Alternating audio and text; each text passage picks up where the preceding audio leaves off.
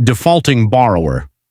Under Section 5(c) of the Banking Act 1991, defaulting borrower means any debtor person, entity, or company whose loan is fully or partially unpaid at least 6 months after the due date of repayment.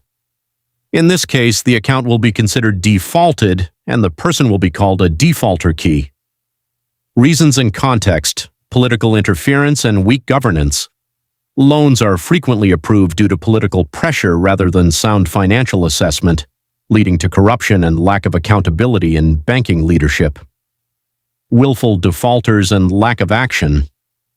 A major portion of defaults comes from influential borrowers who fail to repay despite having the ability to do so, often with impunity. Regulatory lapses. Lenient policies, such as allowing loans to be regularized with very low down payments and excessive rescheduling of large loans, have encouraged a culture of non-repayment. Poor monitoring and high interest rates.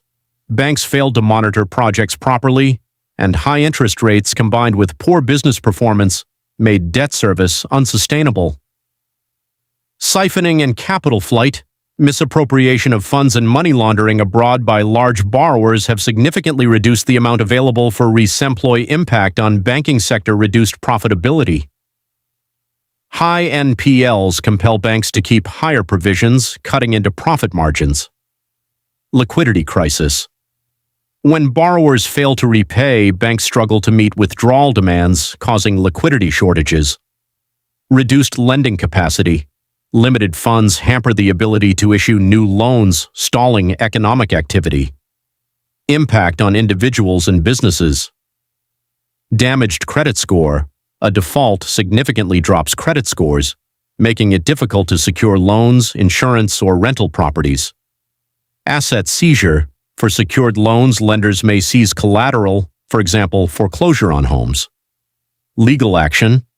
Defaulters may face lawsuits and legal action to recover debt. Employment and finance issues. It can cause loss of employment eligibility and higher interest rates on future loans. Impact on the economy. Increased interest rates. To offset losses, banks often increase lending rates, hurting honest borrowers. Inflationary pressures. Bailouts for troubled banks with liquidity support can fuel inflation. Slower growth, lower investment.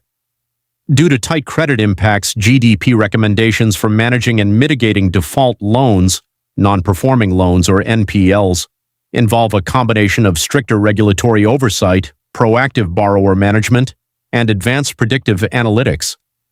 Based on recent studies and expert opinions, here are the key recommendations to curb default loans and handle existing ones.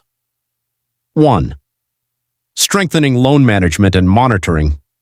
Preventative action. Financial institutions should take immediate action as soon as a payment is late to prevent delinquency from turning into a full default. Improved evaluation. Enhancing project evaluation, member selection, and ongoing monitoring is crucial, especially in microfinance and commercial banking. Collateral integrity. Banks must ensure that the security coverage, collateral for loans, is properly valued and has a clear title to minimize risks. 2.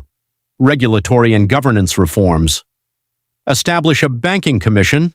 Forming an independent, neutral commission to oversee the banking sector, free from government and central bank control, is highly recommended to bring discipline. Strict action against willful defaulters. Experts advise against providing leniency or repeatedly rescheduling loans for willful defaulters, recommending legal action to prevent the culture of default. Policy constraints. Imposing strict limits on credit standards and targeting specific sectors such as corporate lending can help reduce default risk during economic downturns. 3. Borrower-focused solutions. Loan restructuring/rescheduling.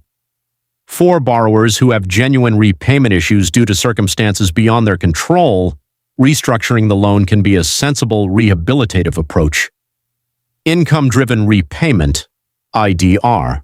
Encouraging borrowers to move to repayment plans based on their income can prevent future defaults. Incentivizing timely repayment, offering carrots such as financial discounts or access to higher future loan amounts, loan graduation, for consistent on-time payments. 4.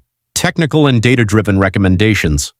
Machine learning for prediction. Financial institutions should use predictive models such as gradient boosting, XGBoost, and random forest to identify high-risk borrowers before approving loans. Centralized database. Developing a shared, centralized database of borrower history helps in assessing creditworthiness and reducing information asymmetry. 5. Managing existing defaulted loans. Write-offs versus recovery. For loans with no prospect of recovery, particularly those given to shell companies, they should be removed from the balance sheet